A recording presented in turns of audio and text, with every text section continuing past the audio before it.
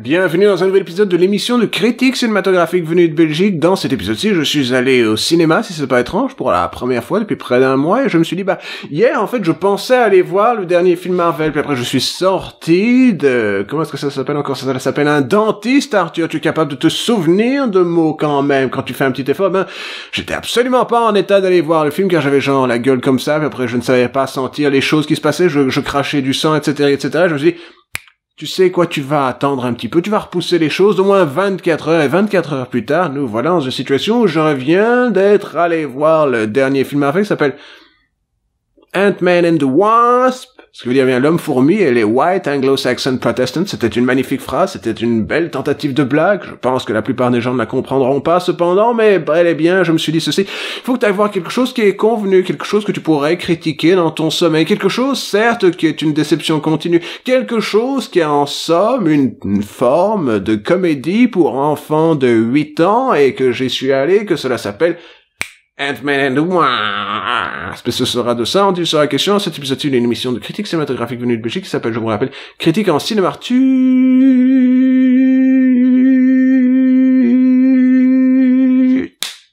On est en été, vous voyez, c'était une blague sur les moustiques.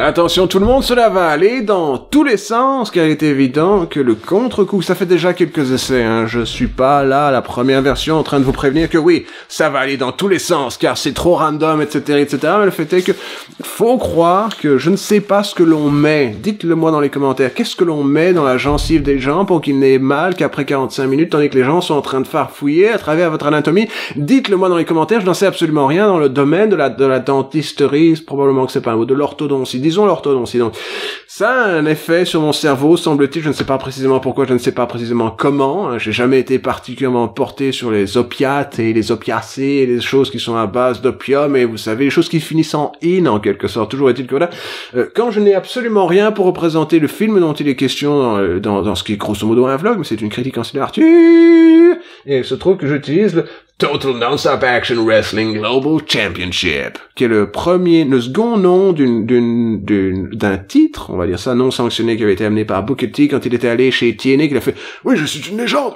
Il avait mis sur son épaule et que, bien entendu, parce que les gens de TNA sont assez cons, ils ont décidé que oui, ce serait un de ces titres sanctionnés que l'on défend de temps à autre, c'est le Legends Championship, et qu'ensuite c'est devenu le Global Championship. C'était le Legends Championship.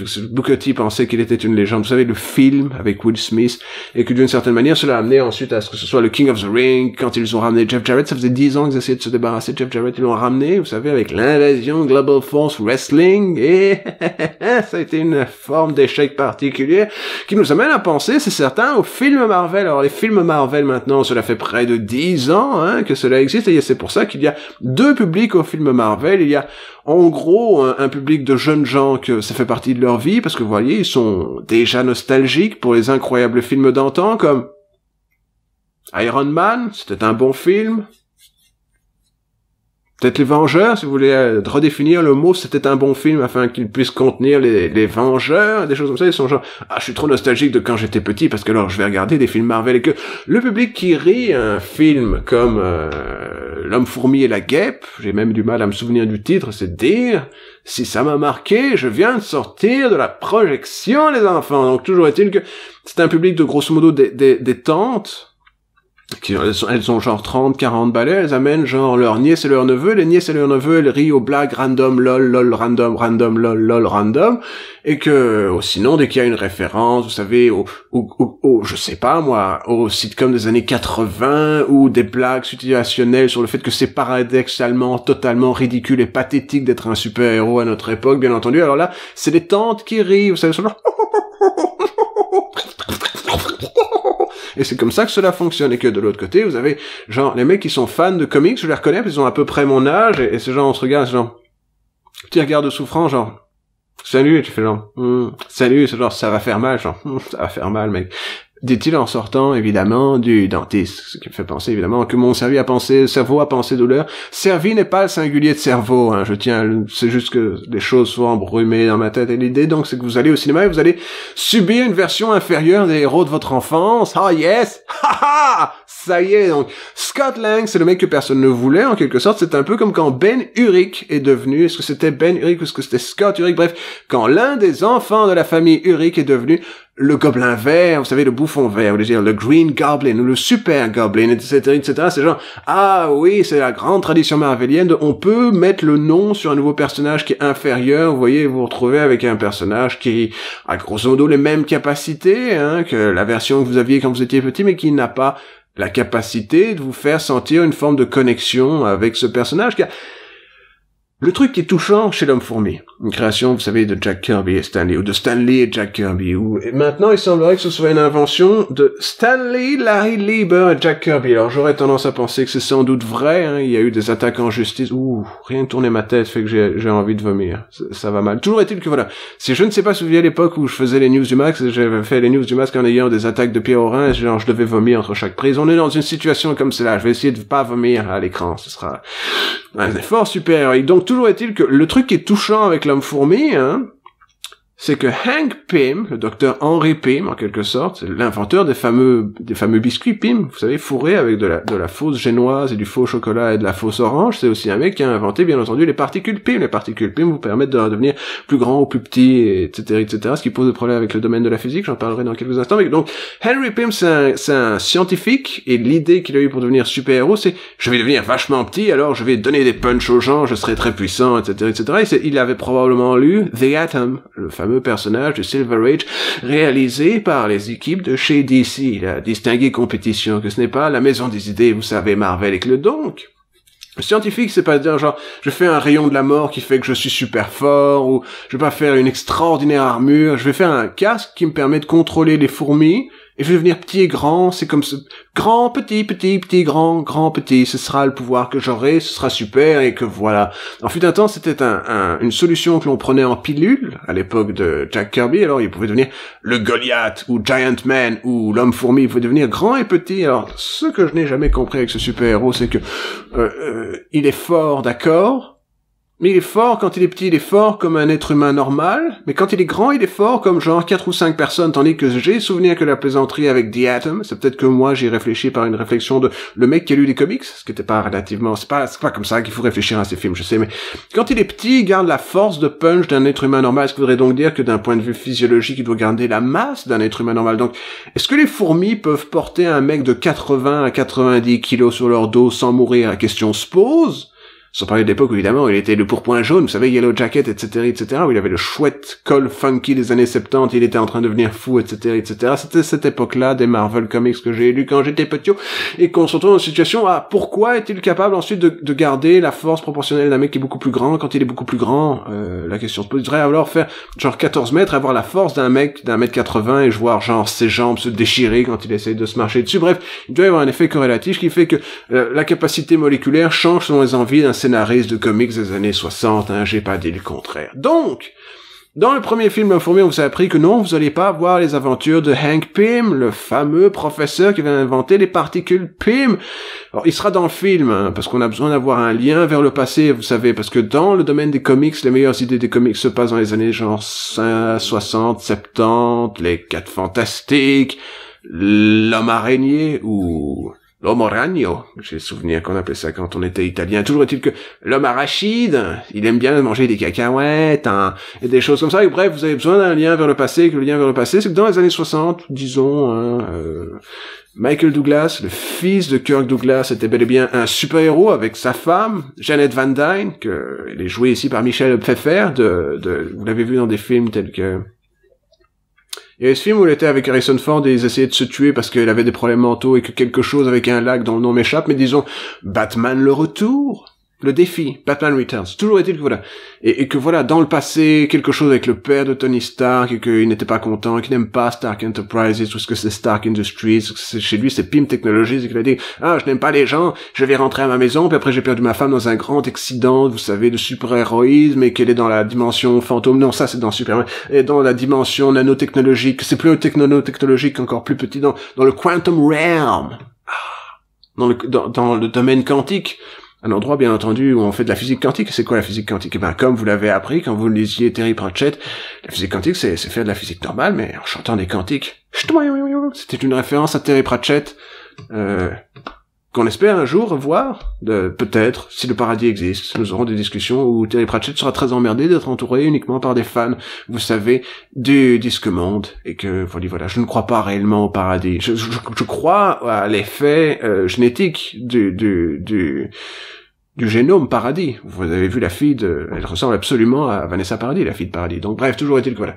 Et dans le futur du film, vous avez Scott Lang. Scott Lang, c'est genre, c'est une de ces versions moins douées des personnages que vous aviez à l'époque. Vous avez le Juggernaut, que c'était le fils de Juggernaut dans Marvel 2. Puis après, vous aviez Scott Lang, c'est genre, ouais, c'est un braqueur. Alors peut-être qu'il a trouvé la technologie Pym. C'est un peu comme l'époque où vous aviez un autre super bouffon. Que c'était le bouffon vert était un super héros à une époque. C'était quoi?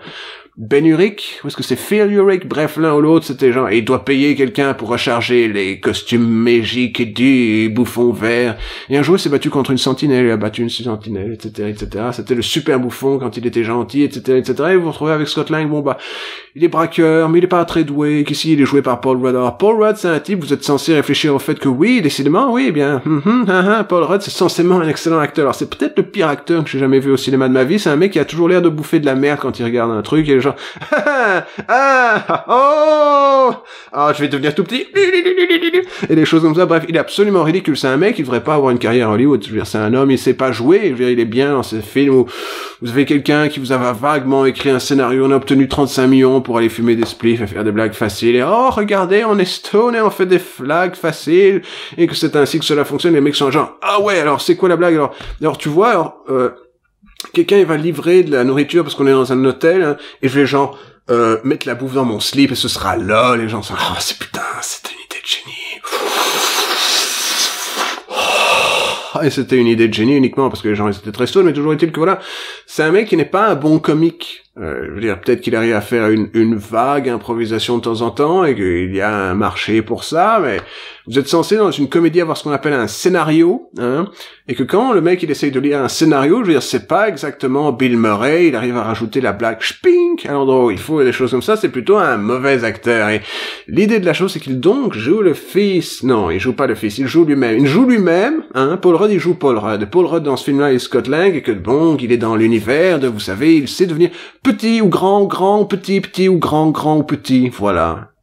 Et donc l'idée c'est que, c'est ça le scénario, c'est qu'il y a un méchant, et le méchant essaie de traverser à travers les murs, il est joué par une femme qui ressemble à Michael Jackson, ce qui n'est pas un paradoxe en soi, et que c'est le Ghost, et alors il doit voler des choses, ce qui devrait être normal, vous imaginez le Ghost, vous vous souvenez, c'était un ennemi d'Iron Man, il savait passer à travers la structure, il avait les mêmes pouvoirs que Vision, sauf qu'il n'avait pas la possibilité d'augmenter ou de baisser son niveau de masse moléculaire, bien entendu, et que voilà.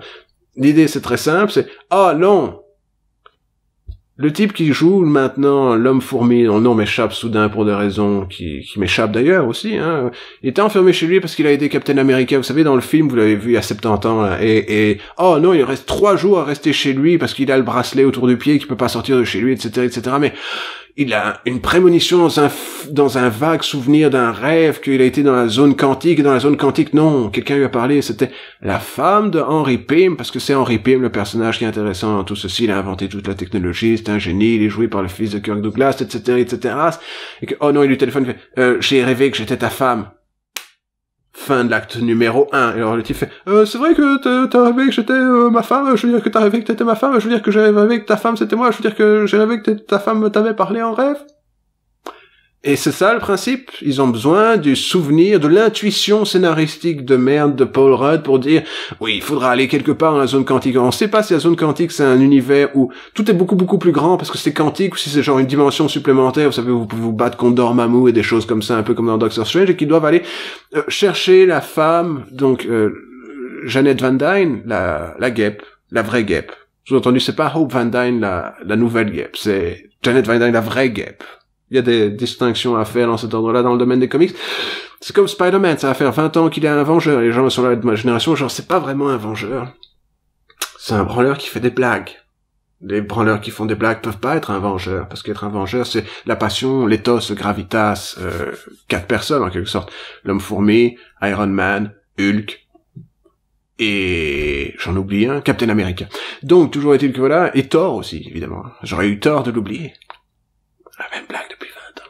Donc, c'est ça l'idée, alors ils sont genre, ah non, il va falloir faire des choses, et oh, si ça c'est pas pratique, cette version de Ghost qui ressemble à Michael Jackson, mais c'est joué par une femme, hein, je vous rassure tout de suite, c'est une anglaise, et là le pouvoir quantique, sa structure moléculaire est déchirée par un scénario pas terrible, elle a besoin du pouvoir qui est dans Janet Van Dyne pour survivre, alors ils ont construit un costume qui permet d'aller dans l'encore plus petit que l'encore plus petit, une espèce de tunnel, vous savez, comme dans The Incredible Journey, le voyage extraordinaire. Ils vont devenir plus tout petits, ils vont pas rentrer dans quelqu'un, ce qui serait d'ailleurs un bon concept pour un film Homme-Fourmi, mais non, ils vont aller sous la structure moléculaire des choses, dans l'univers, qui est dans l'univers, parce qu'ils ont des coordonnées, alors ils vont essayer de la récupérer, c'est ça le film, voilà.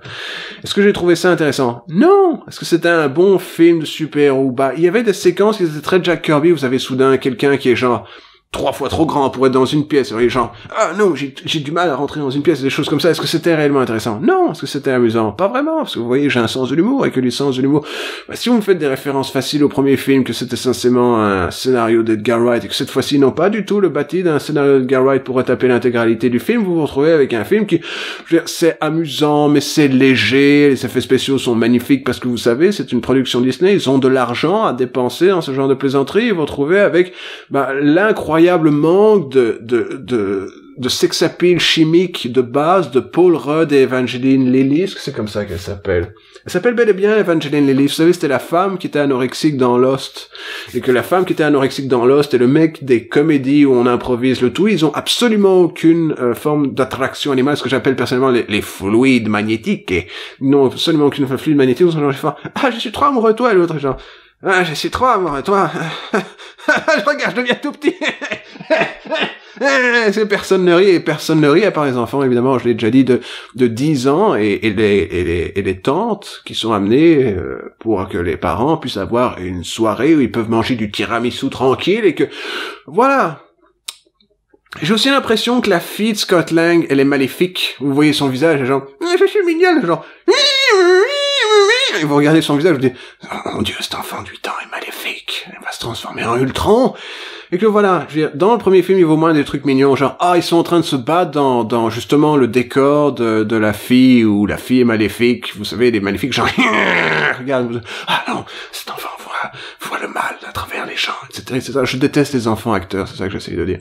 Les enfants acteurs sont pas vraiment les enfants, vous savez, parce qu'ils font semblant d'être des adultes, mais ils sont pas non plus des acteurs, parce qu'ils sont incapables de jouer la comédie, ou de faire peur, ou quoi. Je veux dire, vous avez probablement un film, ça pourrait être L'Exorciste avec cette fille, qui pourrait être réalisé dans genre 2-3 ans, hein, probablement pas, hein, parce qu'on n'a pas réellement besoin d'un remake du film de Friedkin, mais que voilà.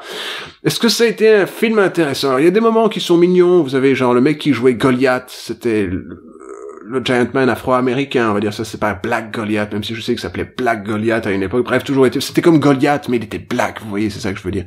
Et quand il est joué par Laurence Fishburne, le mec qui ressemble à Charlie Brooker, que vous voyez, c'est mignon, hein, c'est cute. Il y a quelques blagues qui fonctionnent fort bien. Je me suis surpris à rire, mais est-ce que j'ai envie de rire alors que l'intégralité des gens, c'est un des problèmes que j'ai avec l'univers Marvel, c'est que les gens ils sont genre, regardez, c'est absolument ridicule, tout se passe autour de vous, c'est absolument ridicule. Tandis que c'est comme quand vous étiez enfant et vous jouiez aux super-héros, hein. Il fallait le prendre sérieux, sinon c'était pas cool, sinon ça brise l'imagination, vous aviez de l'univers cool, vous êtes des super-héros cool et que c'est cool. Tandis que là, c'est genre, en fait, c'est des mecs dans des super pyjamas, super méga technologies qui ont été réalisées pour quelque chose comme 250 000 € par quelqu'un qui fait des objets de cet ordre-là pour qu'ils soient exploités au cinéma. Vous voyez, c'est des gens, chouettes costumes avec un scénario, vous savez, de sitcom. Alors, j'imagine que les gens, ils apprécient beaucoup ces trucs. Ces trucs sont très populaires de nos jours. La question que je me pose, c'est, si vous allez pas prendre au sérieux les personnages que vous avez rachetés à Marvel pour en faire des films, les gars de Disney, mais pourquoi vous fatiguez à en faire des films? Alors je sais que ça a beaucoup de succès et que l'argent c'est très bien, mais quelle est la valeur, le mérite artistique de faire des films de cet ordre-là? En pensant que dans ma tête, un film d'Homme-Fourmi serait probablement un film d'horreur. Alors je dis ça pour beaucoup de concepts, hein. J'avais d'ailleurs dans l'idée que faire un film 4 fantastique qui serait un film d'horreur pourrait fonctionner d'un point de vue logique. Mais si vous allez simplement faire des comédies pour enfants dans le style, vous savez, ce qui passe sur Disney XD et des choses comme ça, la question se pose, pourquoi se fatiguer? Pour faire des milliards de dollars, je viens de répondre à ma propre question. Donc, c'est la fin de la vidéo. Si vous avez apprécié cette vidéo, vous pouvez nous mettre un pouce dans le cul. C'est le pouce qui va genre à peu près, j'ai du mal à le faire parce que mon pouce a beaucoup souffert de jouer aux jeux vidéo. C'est le pouce qui va dans ce sens-là. Si vous n'êtes pas content, vous pouvez mettre un pouce vers le bas. Ça ne nous choque pas, ça ne nous dérange pas. Nous sommes bel et bien pour la liberté d'expression. Vous pouvez nous laisser un commentaire nous disant que je suis évidemment un très bel homme. Quel bel homme. Jacques Lang est d'accord avec moi. Vous pouvez évidemment aussi vérifier que vous êtes abonné. Vous pouvez, si vous étiez abonné, vous avez tout d'un coup vu nos vidéos disparaître de le flux abonnement. C'est le flux qui est sur la gauche de YouTube. Vous allez rarement dessus, hein, je sais, mais toujours est-il que voilà. Oui, donc vérifiez que vous êtes abonné. Continuez de vérifier que vous êtes abonné. Vous abonnez en étant dans la vérification. Vous pouvez aussi mettre les ding-ding sur la, je sais pas comment on a dit ça. Vous pouvez faire sonner le beffroi afin d'avoir l'effroi de vous rendre compte que parfois je serai en live pour des plaisanteries de cet ordre-ci. Mais cette fois-ci, c'était une surprise, donc on n'a pas fait. Je sais qu'il y a des gens qui sont déjà en train de se plaindre dans les commentaires, j'ai pas fait. Ah, t'as pas fait ton stream de merde, ou on voit que t'es en train d'improviser une critique. C'est comme ça que j'imagine le public. Quand il se plaint. Quand il est évidemment pas en train de se plaindre, j'imagine genre, ah, je suis pas loin, je deviens tout petit! Et des choses comme ça. Bref, n'oubliez pas, dans le prochain épisode de Critique en Cinémature, ce sera Bon Tomahawk. Ah oui, il y a un ordre maintenant dans cette vidéo. J'en ai toujours une sous le coude, et évidemment, on ne la voit pas parce que j'ai arrêté de faire du sport, parce que je savais que j'allais devoir aller chez le médecin, donc j'ai mangé. Ce qui n'est pas grave. Et tout d'un coup, de la concrétion, vous savez, de la sueur dans l'œil, c'est toujours comme ça que cela se finit. Cela se finit ainsi dans une émission qui est une émission de critique cinématographique venue de Belgique, qui s'appelle, je vous rappelle, Critique en Cinémature.